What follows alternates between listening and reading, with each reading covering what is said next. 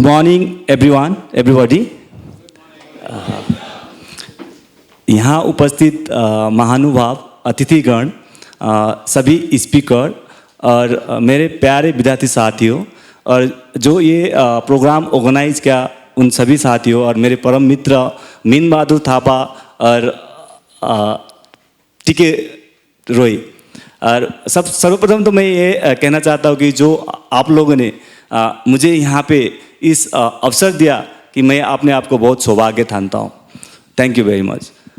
मेरा नाम सुरेश कुमार कार्की, मेरा जो बर्थ प्लेस है झापा नेपाल, और मैं बीकॉम फर्स्ट ईयर करते हुए इंडियन आर्मी में जब मैं बीकॉम फर्स्ट ईयर में एजुकेशन कर रहा था तब मैं इंडियन आर्मी में ज्वाइन हुआ था। तो मेरी बाल्यकाल भी काफ़ी उतार चढ़ाव भरा रहा था।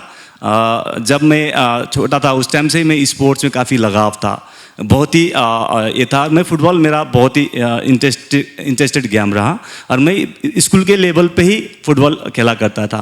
और मेरी जो ये थी कि उस टाइम मैंने जब मेरी जब इंजरी से पहले जब मैं स्कूल लेवल पे था तब मैं फुटबॉल खेला करता था, और मैं जिला स्तरीय गांव स्तरीय मतलब मैंने फुटबॉल पार्टिसिपेट किया।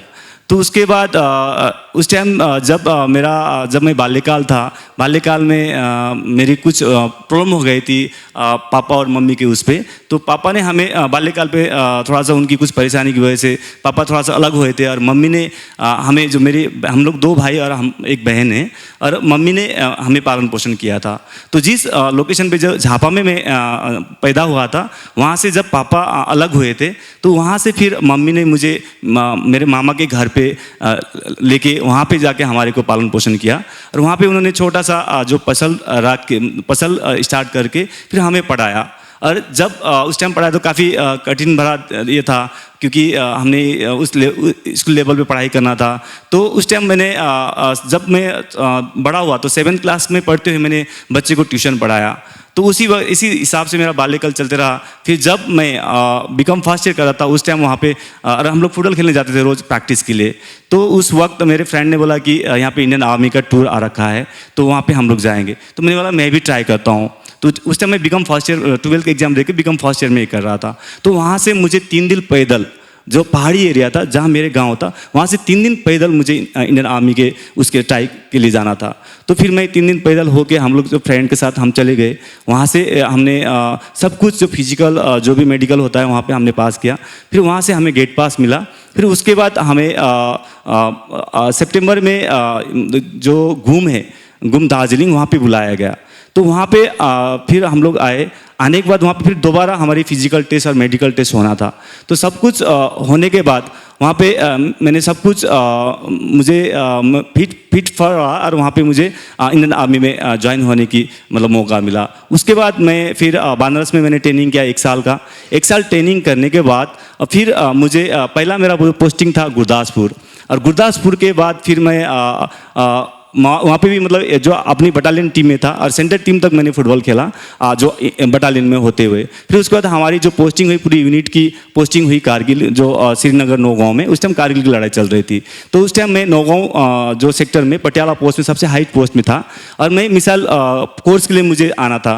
तो उससे मैंने प्री कोर्स किया था। तो उस वक्त हमारे जो पोस्ट के ऊपर जो पाकिस्तान ने कुछ गोला बारूद मतलब ये कर रहे थे हमारे ऊपर। तो उसी वक्त मैंने भी मिसाइल फायर किया, जो एंटी टैंक गाइड मिसाइल। तो उनके पोस्ट को मैंने बर्बाद किया था जो कारगिल की लड़ाई चल रही थी उस वक्त। तो वहाँ तक भी जो कारगिल की लड़ाई हुई थी, जब मैं नौगांव में था मैंने काफ़ी सारे ऑपरेशन किया, काफ़ी सारे मतलब एम्बूस वगैरह किया, काफ़ी सारे पेट्रोलिंग किया। तो वहाँ पे बहुत सारे हमने जो, क्योंकि एक इन्फेंट्री के होने नाते जो जनरल जो ड्यूटी करने के नाते हमने सारे सब कुछ स्पोर्ट्स के अलावा बाकी ड्यूटी भी हमको करना होता था। तो वहाँ पे मैंने 2 साल निकाला। उसके बाद हम लोग फिर पूरे बटालियन कलकत्ता आया। फिर कलकत्ता में भी हमने जो नॉर्मल ड्यूटी किया। उसके बाद फिर हमारी 2004 में असम में हमारी जो ये ट्रांसफ़र हो गया हमारी बटालियन की। तो 7 जुलाई की दिन था। वहाँ पे जो उल्फा और बोरो के साथ वहाँ पे कुछ हादसा चल रहा था हमारे 2004 में। तो हम लोग बोरो के साथ में जो भूटान की तरफ हम उनको लपेट रहे थे। तो उसी वक्त एक मेरे जो फ्रेंड था उनको गोली लग गया हाथ पे। तो उनको गोली लगने के बाद मुझे जिम्मेदारी सौंपी गई कि मतलब इनको अस्पताल पहुँचाना, गुवाहाटी बेस अस्पताल। फिर जब मैं वहाँ से आ रहा था उसी वक्त जो रंगिया से पहले 1 किलोमीटर पहले ही सिविल बस ने हमारी जो एम्बुलेंस को सामने से हिट किया और एक नर्सिंग असिस्टेंट और driver on the spot death हो गया और मेरा स्पाइन में चोट लगा 7 जुलाई 2004 को। और जो जिसको गोली लगा था, जो मेरे फ्रेंड थे, वो मेरे पीछे स्ट्रक्चर पे लेटे हुए थे, उनको कुछ भी नहीं हुआ। और हमारी जो एम्बुलेंस थी टाटा सुमो, उसकी जो आगे की बॉडी पूरी डैमेज हो गई थी। और जो ड्राइवर थे फ्रंट में, ड्राइवर के पीछे नर्सिंग असिस्टेंट थे, वो ऑन द स्पॉट वहीं उनकी डेथ हो गई। और मैं फ्रंट सीट पे था, वहाँ से मुझे भी पता नहीं कि मैं कैसे नीचे गिर गया। और नीचे गिरने के बाद मेरा स्पाइन में चोट लगा। मेरा जो इंसास था मेरा साथ में, वो इंसास राइफल भी ट्विस्ट हो गया था और आगे का बॉडी पूरा डैमेज हो गया था। लेकिन मैं कैसे नीचे गिरा वो मुझे पता नहीं। फिर उसके 20-25 मिनट तक मैं एकदम बेहोश में था। उस टाइम मुझे से भी ज़्यादा उन दोनों को ज़्यादा देखभाल करे, जो आगे हमारी एक प्रोटेक्शन की गाड़ी भी थी। तो कम से कम आधा या 1 घंटे के बाद उसके बाद मुझे गुवाहाटी पहुंचाया गया। फिर गुवाहाटी में 15-20 दिन, क्योंकि मेरे यहाँ पे जो ब्लड जमा हुआ था, तो वो जमने के बाद फिर वहाँ पे मुझे कुछ ट्रीटमेंट इलाज चला। उसके 15-20 दिन बाद मुझे कलकत्ता रिफ़र किया गया। फिर कलकत्ता में आके मेरी ऑपरेशन हुआ। वहाँ पे ऑपरेशन होने का मेरा रड डाला हुआ है, 5 to 8 ग्राफ्टिंग किया हुआ। मेरी जो इंजरी लेवल है 5 to 8, मतलब ये चेस्ट लेवल से नीचे मुझे कुछ भी सेंसेशन नहीं है, बबल ब्लैडर कंट्रोल नहीं है। तो उस वक्त मुझे ये पता नहीं था कि मैं शायद पूरी ज़िंदगी मेरी व्हीलचेयर पे होगी। मैंने सोचा था कि शायद मैं चल पाऊँगा। मैंने कभी लाइफ में व्हीलचेयर नहीं देखा था, कभी लाइफ में। और मैं सोचा जब भी मैं व्हीलचेयर में जो किसी मूवी में देखा करता था, शायद वो कुछ देर के लिए कुछ उनकी इंजरी हुई होगी और कुछ देर के लिए बैठे होंगे। तो मैंने कभी नहीं सोचा कि शायद मैं व्हीलचेयर में मेरी लाइफ बिताऊँगा। फिर वहाँ पे मेरा ऑपरेशन हुआ, मेरे रड डाला गया। डॉक्टर ने बोला कि आप शायद कुछ महीने के बाद आप बैसाखी में चल पाओगे। उसके बाद जब ऑपरेशन हुआ, ऑपरेशन के बाद फिर मुझे लखनऊ भेजा गया। फिर लखनऊ में वहाँ पे रिहाब हुआ। वहाँ पे उस टाइम मैं व्हीलचेयर पे भी बैठ नहीं पाता था। मुझे 4 बंदे करवटें चेंज करते थे। वहाँ पे जो मेरे यूनिट से 2 बंदे दिए हुए थे और बाकी 2 जो वहाँ के नर्सिंग असिस्टेंट थे वो मुझे वहाँ पे केयर करते थे। और मैं काफ़ी डिप्रेस में था उस वक्त, बहुत ही डिप्रेस में था मैं। मेरे बबल ब्लैडर बिस्तारा में, और मैं करवट भी नहीं कर सकता। 4 बंदे मुझे करवटें चेंज करते थे। तो मैंने सोचा कि मेरे उस वक्त ऑलरेडी मैं मैरिड था। जब मेरा 1 साल सर्विस हुआ था, तो मेरी जो मम्मी कैंसर हुई थी, मतलब बीच में उन्होंने कभी बताया भी नहीं। तो मेरी मम्मी कैंसर हुई थी। फिर मैं फर्स्ट छुट्टी गया था, उस वक्त पता लगा मेरी मम्मी कैंसर से ये हुई है, क्योंकि उन्होंने अपनी बेटा छिपाते हुए मुझे वहाँ से पढ़ाया, पालन पोषण किया। तो जब मेरी मम्मी की कैंसर हो गई, मुझे वहाँ पे टेलीग्राम आया। टेलीग्राम आने के बाद जब मैं घर गया तो मम्मी कैंसर स्टेज से काफ़ी मतलब ऊपर, मतलब बहुत ही मतलब कंप्लीट स्टेज में पहुँच गई थी, कैंसर स्टेज से। तो फिर मैं जब छुट्टी आया, उस टाइम हमारी बटालियन में फुटबॉल चल रहा था। तो मेरा पहले तो टेलीग्राम आया। टेलीग्राम आने के बाद फिर मुझे वहाँ पे बताया कि जब फुटबॉल खत्म होगा तभी आपको वहाँ पे छुट्टी मिलेगा। तो फुटबॉल इंटर बटालियन खत्म हो गया, हमने इंटर बटालियन जीता। उसके बाद हम लोग उसके बाद मुझे 20 दिन की छुट्टी भेज दिया।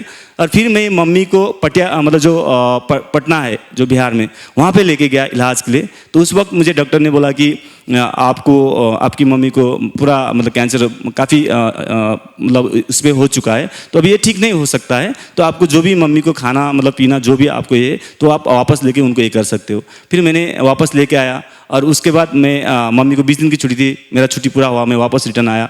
फिर दोबारा मैं छुट्टी लेके वापस आया। उस वक्त क्योंकि मेरे घर पे मम्मी को देखभाल करने के लिए मुझे शादी करने की ज़रूरत थी। मेरे बड़े भाई भी थे, बड़े भाई का शादी नहीं हुआ था और मेरा कुछ लव चल रहा था। मतलब पहले मेरा मतलब जो मेरी लव मैरिड हुआ है, तो दूसरी छुट्टी में मैंने लव मैरिज किया, मतलब भगा के, मेरे अदर कास्ट है मेरी जो मिसेस।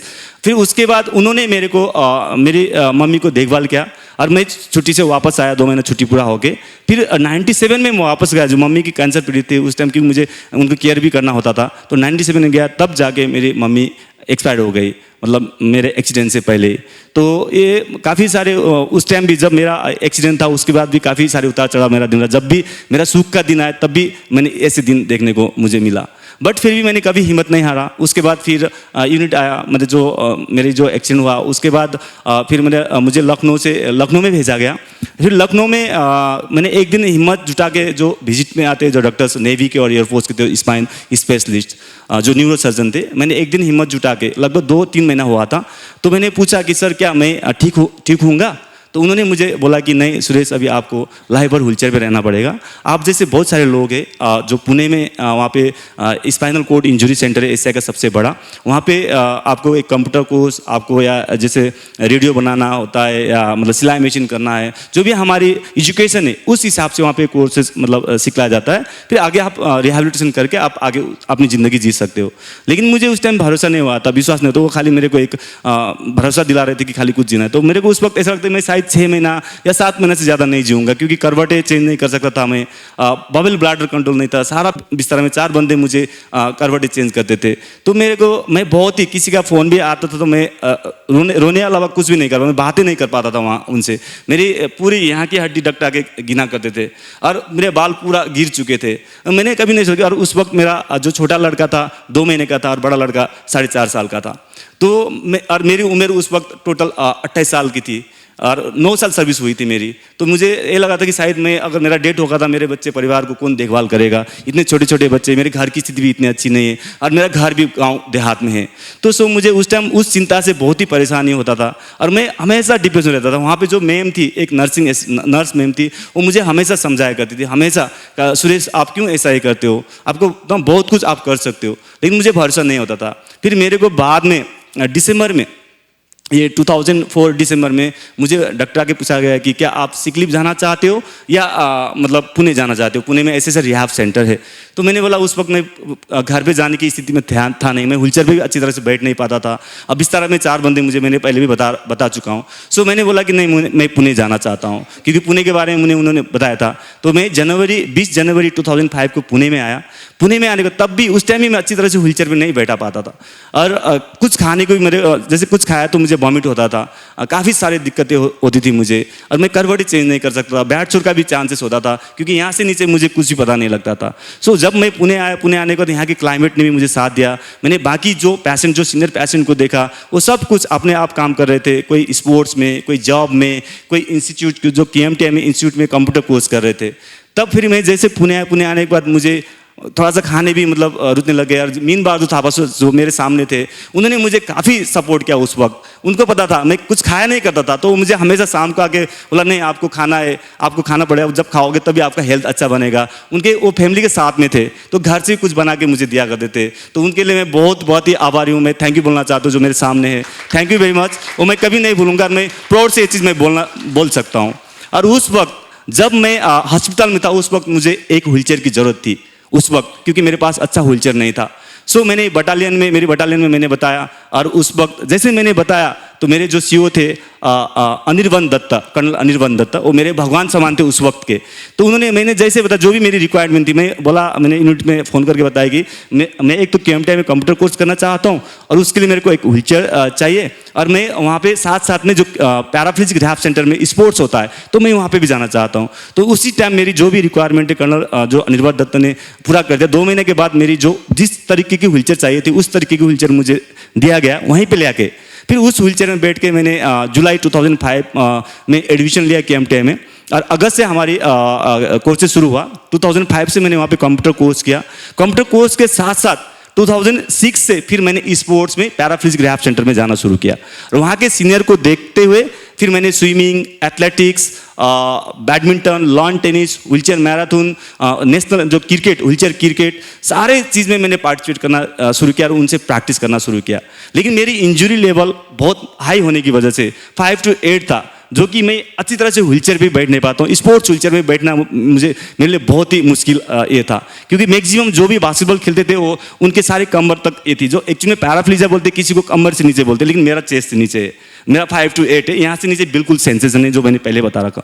सो वहाँ पे बहुत सारे जो सीनियर बोलते थे कि नहीं, मतलब इस तरह से भी मुझे मतलब ये बोलते थे कि ये शायद कभी ज़िंदगी में इंटरनेशनल नहीं खेल पाएगा, मतलब लेकिन मैंने वही चीज़ जो मैंने सुना, वही चीज़ को मैंने एक हथियार बनाया, वही स्ट्रॉन्ग पॉइंट बनाया, और मैंने उसी हिसाब से मेहनत करना शुरू किया, क्योंकि उनसे तो मुझे ज़्यादा ही मेहनत करना पड़ेगा उस लेवल पे खेलने के लिए। फिर मैंने मेहनत करना शुरू किया, और 2007 से मैं कंटिन्यूस प्रैक्टिस कर रहा था। मैंने स्विमिंग स्टेट लेवल में गोल्ड मेडल लाया, टेबल टेनिस में स्टेट लेवल में गोल्ड मेडल लाया, मतलब सारे उस पर। लेकिन मैं उस टाइम मतलब मैं एक प्लेटफॉर्म ढूंढ रहा था, मुझे इंटरनेशनल खेलना था, और उसके बाद फिर हम लोग फिर भी मेरा 2013 तक मैंने काफ़ी इंटरनेशनल ट्रायल के लिए मैंने एथलेटिक्स में भी नेशनल में भाग लिया, टेबल टेनिस में मैंने नेशनल में मेडल लेके आया, लॉन टेनिस में नेशनल में मेडल लेके आया। और उसके बाद बास्केटबॉल तो हम रेगुलर एग्जीबिशन खेलते, लेकिन उस टाइम कोई फेडरेशन नहीं था इंडिया में। तो इंडिया में फेडरेशन 2014 से शुरू किया और 14 में ही हम लोग पहला नेशनल चैंपियन बने। और 14 से लेके 2019 6 बार के महाराष्ट्र चैंपियन है और उसके मैं मेंबर हूँ। और अभी मैं महाराष्ट्र टीम का कैप्टन हूँ। और इस बार मैंने लीड करते हुए ये जो नेशनल हमने दोबारा खिताब जीतने में हम सफल रहे। और उसके बाद बैडमिंटन 2013 में हमने शुरुआत करा। 2013 में जब कर्नल हमारे जो कर्नल साहब ये जो आर.के. मुखर्जी जो मेडिकल डायरेक्टर साहब आए, उन्होंने बोला क्यों ना हम बैडमिंटन शुरू करें। फिर साहब आने के बाद बैडमिंटन शुरू किया 2013 में। और 2013 में ही दिसंबर में मुंबई में नेशनल था और हम लोग नेशनल में गए और पहला नेशनल में मैं नेशनल चैंपियन बना डबल्स और सिंगल्स में। और लगातार मैं बैडमिंटन में लगातार 4 बार नेशनल चैंपियन बना। और 2014 में मुझे इंडोनेशिया जाने का मौका, जो मेरा ड्रीम था कि मुझे इंडिया कलर लगाना था। मुझे जिस फ्रेंड ने मुझे बताया था कि मतलब मैं इंडिया तो क्या, मैं व्हीलचेयर में बैठ ही नहीं सकता हूँ, उसकी बदौलत मैं 2014 में पहला इंटरनेशनल मुझे इंडोनेशिया जाने का मौका मिला। और वहाँ पे जाके मैंने बहुत कुछ सीखा। जो फर्स्ट इंटरनेशनल जो बैडमिंटन में, मतलब क्योंकि हमारे पास व्हीलचेयर इतनी अच्छी नहीं थी, उस टाइम हमारे को इतना एक्सपीरियंस भी नहीं था। हमने यूट्यूब में देख के हमने खेलना स्टार्ट किया था। और फिर एक तिवारी करके जो मुंबई से वो आए हमारे पास, उनसे हमने एक दिन उनसे रूल्स सीखे, मतलब रूल्स एंड रेगुलेशन जो बैडमिंटन के, क्योंकि मैंने कभी बैडमिंटन नहीं खेला था। मैं बचपन से फुटबॉल प्लेयर था और बास्केटबॉल और बैडमिंटन मैंने मतलब बिफोर एक्सीडेंट मैंने खेला ही नहीं था। तो यहीं पे आके मैंने शुरू किया। और उसके बाद 2014 हम इंडोनेशिया गए। इंडोनेशिया के बाद फिर उसका 2015 में हम स्पेन गए।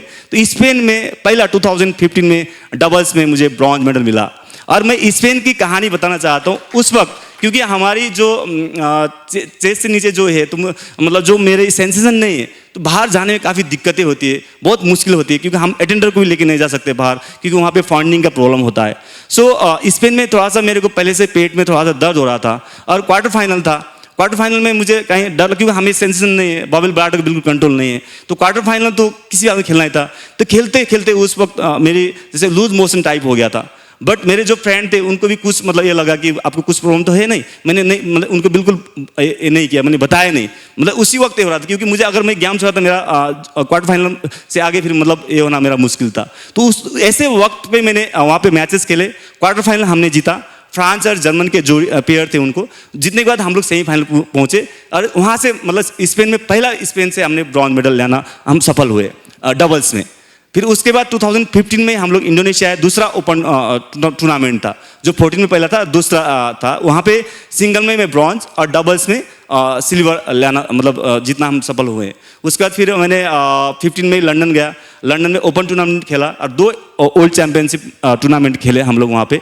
और बास्केटबॉल में मैंने बोला कि हम लोग 6 बार के नेशनल चैंपियन हैं। उसके बाद बास्केटबॉल में जब फेडरेशन ने 2017 में हमें पहला इंटरनेशनल भेजा इंडोनेशिया बाली में, वहाँ पे हमको ब्रॉन्ज मेडल जीतने में सफल रहे हम लोग। उस टाइम में टीम का हिस्सा था। फिर उसके बाद 2018 में हमें एशियाना जोन में भेजा, वहाँ पे हमने पार्टिसिपेट किया। फिर वहाँ उसके बाद फिर हमको लेबनान जो 5 नेशन सीरीज था, वहाँ पे मुझे टीम को लीड करने का सौभाग्य मिला, मुझे रिस्पॉन्सिबिलिटी मिली और हम लोग लेबनान गए और वहाँ पे हम लोग ब्रॉन्ज मेडल जीतने में सफल हुए। और उसके बाद अभी मतलब अभी फिलहाल ही हम लोग ये ओलंपिक क्वालिफाई के लिए थाईलैंड गए थे, ओशियाना जोन के उसमें जो ओलंपिक क्वालिफाई था। वहाँ पे 14 कंट्री थे और मैंने टीम को लीड करते हुए वहाँ पे गए जो रिस्पॉन्स लेके। और हम लोग ने 3 मैच था, 3 मैच में 2 मैच ना था, 2 मैच में से 1 मैच हमने इंडोनेशिया का, 2 मैच हारे, तो उसकी रीज़न से हम ओलंपिक क्वालिफाई नहीं हो पाए। लेकिन हमने अच्छा फाइट करके आया, मतलब बहुत ही बढ़िया एक करके, क्योंकि वहाँ पे क्या होता है कि जो भी प्रोफेशनल प्लेयर होते उनको जो ऑस्ट्रेलियन के हो गए, जो कोरिया के हो गए, वो 1000 से भी ज़्यादा इंटरनेशनल उनके एक्सपीरियंस है। हमारी फंडिंग की वजह से, जैसे WFI बहुत ही काम कर, लेकिन फंडिंग की वजह से हमारे साल में एक ही टूर्नामेंट खेलते हैं, तो उसमें एक्सपीरियंस की बहुत ज़रूरत होती है। फिर हमने अच्छा फाइट करके आया। सो ये ज़िंदगी में अगर हम एक ऑनेस्टी, एक ईमानदारी से, एक डेडिकेशन से, एक दिल से अगर एक स्मार्ट तरीके से हम अगर और करेंगे तो कोई भी ऐसा चीज़ नहीं कि हम अचीव नहीं कर सकते हैं। तो मैं यही बोलना चाहता हूँ कि हम एकदम ईमानदारी और हॉनेस्टी के साथ हम मेहनत करेंगे तो अचीव डेफिनेटली पाएंगे। और कोई भी चीज़ हमेशा कभी ख़त्म नहीं होती है। हम जब भी मतलब अभी भी मैं सीखता हूँ, अभी मैं सीखने की कोशिश कर रहा हूँ, अभी भी मुझे मेरा ड्रीम है कि मुझे ओलंपिक खेलना है और मैं अभी भी उसी हिसाब से मेहनत कर रहा हूँ और मैं ज़रूर मैं ओलंपिक खेलूँगा, मुझे जहाँ तक पूरा विश्वास है। और मैं 2 लाइन जो पूर्व प्रधानमंत्री अटल बिहारी वाजपेयी की 2 लाइन में कहना चाहता हूँ। क्या हार में क्या जीत में किंचित नहीं भयभीत में, कर्तव्य पथ पर जो भी मिला यह भी सही वह भी सही, वरदान नहीं मांगूंगा, जो कुछ हो कुछ पर हार नहीं मानूंगा। बस थैंक यू, जय हिंद।